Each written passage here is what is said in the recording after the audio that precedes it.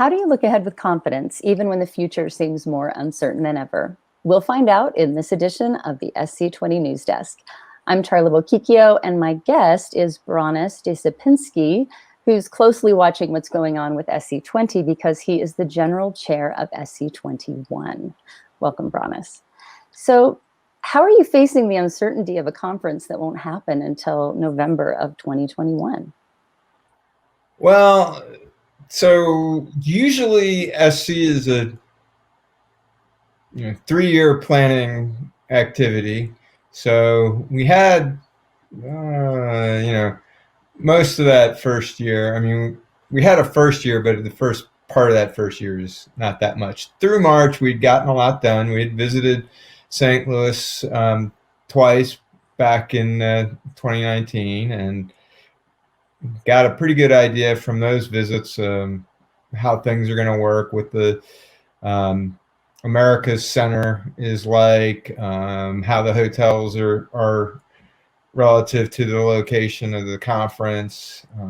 I've been to St. Louis a few times before that. It's a wonderful city, so that part was kind of good. We were expecting to be there a few times this year. Mm-hmm.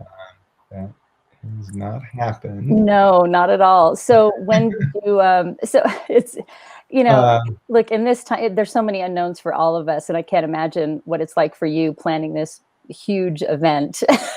It must be a little daunting, not knowing where we're going to be. So what I was going to say is that a lot of the things that we do, I mean, normally we would visit the city and more of the committee would get an idea of what things look like. But a lot of the things that we do, we are really kind of planning out at a high level how things are going to work. And that sort of stuff has been able to proceed pretty much on schedule.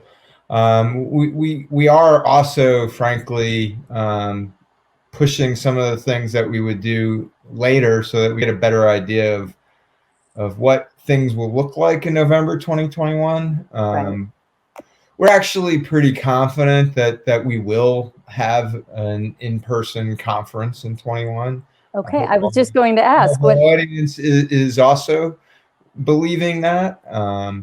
But we really don't know what some of the details will be, right? Gotcha. So we don't know if there will still be some travel restrictions in place. Our kind of strong expectation is that by a year from now, it will be much less restricted, that people in the U.S. will be pretty able to come and go as we please. There will probably be some differences as far as how that travel works, but we think that people will be able to travel by November of 21 within the U.S. We're very hopeful that they'll be able to travel from outside of the U.S. and join us. Mm-hmm. But that's a little bit less clear, and we wouldn't be surprised if fewer of our international attendees are comfortable with it. It's a much longer plane flight. Right. A lot of the data recently has shown that actually traveling on planes is not the danger, that you're actually more at risk eating indoors at a restaurant than you are flying on a plane. Right. So what do you have at this point? What do you have planned for SC21? And how, again, you addressed this a little bit, but how are you assuming it'll be different from SC20? So, well, we're assuming and even hoping and expecting that it will be very different from SC20 because we expect that there will be an in-person meeting. Right. We actually have been, working at a lot of detail. We have a budget that's been approved by the societies. As part of our planning process, we've actually identified 4 different scenarios that we're planning for. Kind of the most optimistic scenario is that life will be back to basically normal. And we expect that then under this sort of optimistic scenario A, we call it, that the meeting in, the conference in 21 will look a lot like it did in 19. So SC21 will be roughly the level of attendance, number of exhibits, largely looking a lot like SC19. We've got lots of things that we have ideas that can enhance people's experiences relative to 19, but as far as the number of people that will be there and that you would be able to meet with, it'd be the same or very similar. Right. Right. Scenario B is one where we expect that maybe there's the international travel restrictions still exist to some extent, and that generally people are still just not as comfortable as maybe we would hope with travel. And so maybe we're looking at 75-80% of the level of SC19 in terms of in-person attendance.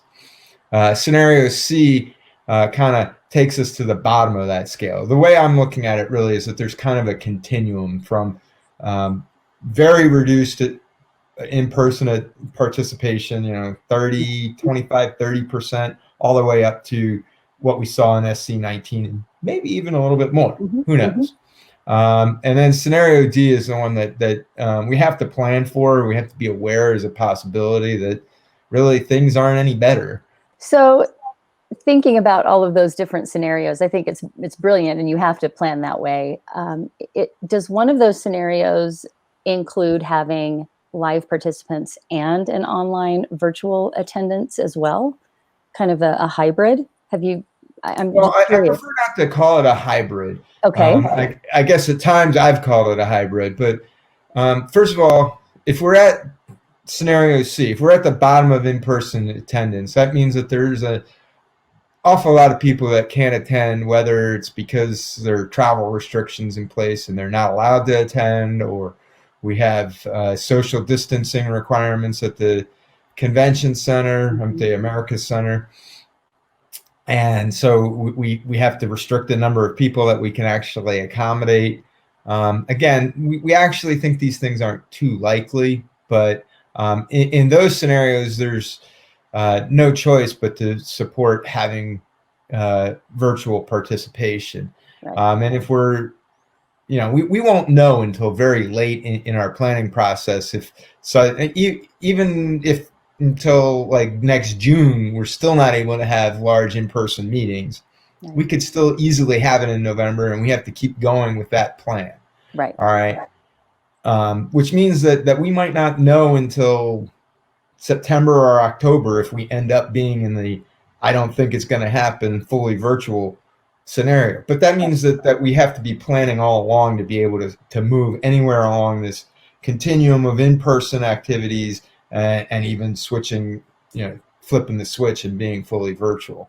Gotcha. So that means that, yes, we are making plans for being able to have an enhanced in-person experience through virtual platform support. We're just beginning to really figure out what that's going to look like. And honestly, the thing I'm looking at doing is stressing how that can make it so that when you're attending in person, you benefit from having this sort of thing, whether it's better ways to be able to ask questions and have questions prioritized. Before, SC19 and a few years before that, we had online question tools, right? But they didn't get used very well. We're going to have to make sure that they get used a lot better. So if we do have people who are participating virtually on live streamed events, they have an opportunity to have their questions reflected in what gets handled by the session chair. Right. But also it actually can help make it a more inclusive experience for those that are actually sitting in the audience in person, right? I mean, we've all been to conferences, meetings where one guy gets up, starts asking a question, and won't sit down until there's no more time for questions, right? Absolutely. And everybody else is going, I don't even care about his question. This way Right. we can make Give that work everyone a better. chance, even the virtual attendees, You right? know, and then we're also seeing that there are benefits that are available. SC is a very rich program. All right, we have numerous concurrent events going on. People have other meetings that they have to conduct, whether it's off at hotels with exhibitors and private meetings, or it's just project meetings they have, and they can't possibly manage to see everything that's going on. Right. So we're trying to figure out, you know, how can we take virtual support and make it so that if you're not able to see the event as it happens live, how can you still benefit from it being available? Right. That sounds like a wonderful plan. Good for everybody. So. Yeah, for sure.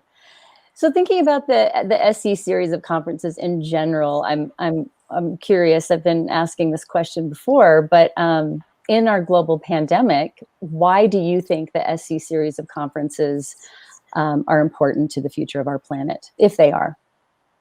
Oh, they absolutely are. So first of all, the easiest place for me to answer that is I actually am the chair of the Gordon Bell Prize Committee this year. All right. And I don't know how familiar you are with the Gordon Bell Prize, but you know, it's an annual award for achievement in high performance computing. Well, Gordon decided that he wanted to sponsor a prize in COVID-19 high performance computing related research for both 20 and 21.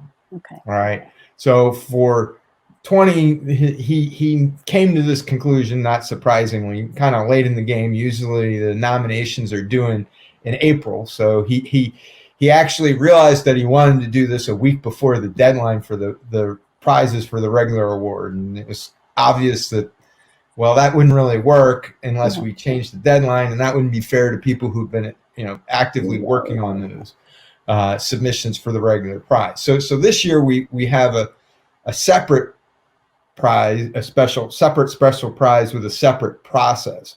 Next year we'll still have a separate special prize, but the nominations and due dates should be aligned with the regular prize.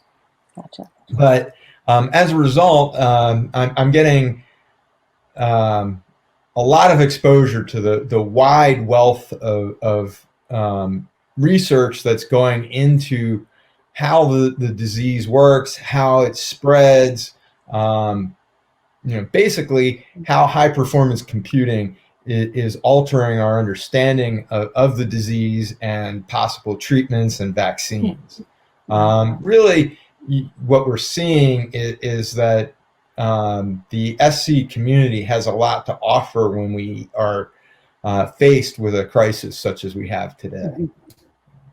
Yeah. So. Well, a lot of really smart people that are thinking, you know, collaborating on this issue to figure it out. It makes sense. I mean, of course. Well, and a lot of computing resources that can be applied to this sort of problem. It's phenomenal, and really, that's kind of the overall theme for SC21. The tagline is Beyond Science, and that's, I think it's kind of indicative. It's not that we're forgetting about science, but that science and other things that computing can address are critical to the long-term health of the planet.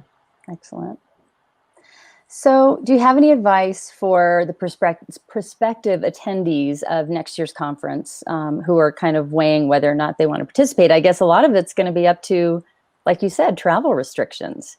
And I think people going into this year's conference are maybe assuming that it's going to be a lot the same in 21. What would you, if you had their attention, which you do right now, what would you tell them to make sure that they're still attending in some way next year?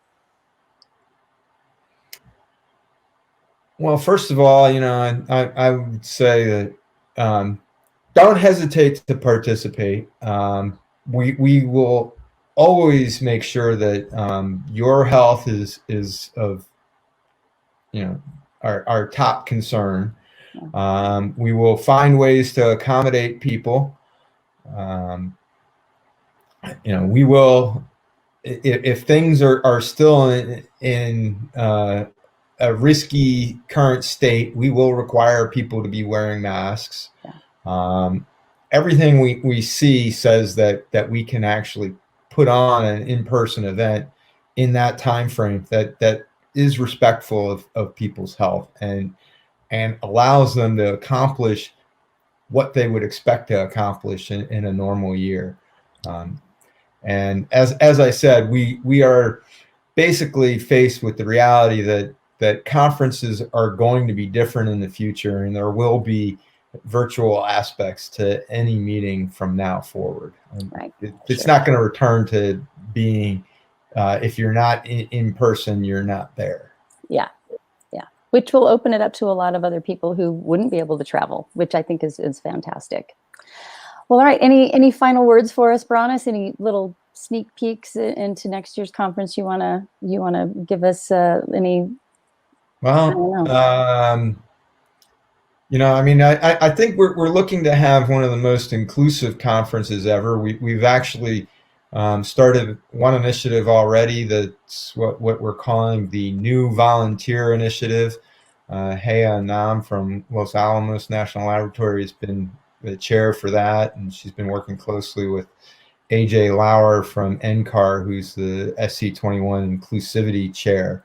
And so we're figuring out ways to make it so that we can broaden the opportunities and mechanisms for people to volunteer to participate in the conference. As I said already, we're looking at ways at broadening how people can take advantage of the programming that we have available. Great. I think that's, as I said, expect to participate. And really, though, also do plan to come to St. Louis. I've been there several times myself. It's a wonderful city. We got a lot of fun things planned already. And you'd be missing out if you're not there, even though we're going to make it so you can benefit from the conference if you want. So, Bronis, it's great to talk about the conference. I'm curious, and I think others are probably interested as well, to know, what are you involved in right now at Lawrence Livermore? What exciting projects are happening now? Well, so I'm the Chief Technology Officer for our Large-Scale Computing Center. So I run many of our big procurements. I was the lead on the Sierra project. So that's currently the #3 system on the top 500, or at least it was in the last version of the list that I've seen so far. And I'm very actively working on planning our El Capitan procurement, which has been announced. That'll be our first exascale system, and it'll still be one of the earliest U.S. exascale systems. It's going to be great. Excellent. I can't really go into too much details about that. And we'll get that from HPE, and it'll have a lot of AMD hardware in it. I'm also very actively working on developing ways that we can do cognitive simulation, which is building machine learning into our simulation work flows. And related to that, we've been investigating ways to integrate innovative machine learning hardware into our larger systems and building a heterogeneous system architecture. So we've integrated a Cerebrus CS1 into Lassen, which is our open IBM system. It's very similar to Sierra, but it's only #14 on the top 500. Then we've also integrated a Samba Nova, some Samba Nova hardware. It's an SN8S into another large cluster we have that's called Corona, that's been working on, busily working on coronavirus and COVID research. It was named before the virus, just let's be clear about that. But basically that it's, again, we're actually integrating these systems onto the InfiniBand networks in these large systems, and developing ways to run and train machine learning models that are then used within a broader simulation. They can both guide the inputs that are used for the models, but actually work inside of the actual simulation. So providing checking to make sure that the simulation is progressing at some coarse number of time steps, or even calculating some values that are used in each time step. Excellent. All right. Well, thanks so much for being with us today, Bronis. We've been speaking with Bronis de Supinski, who is the General Chair of the SC21. Bronis is also the Chief Technology Officer at Livermore Computing at the Lawrence Livermore National Laboratory. I'm Charla Bocchicchio in Salt Lake City, inviting you to tell a friend about SC20 and SC21, and join us for more interviews here at the SC20 News Desk.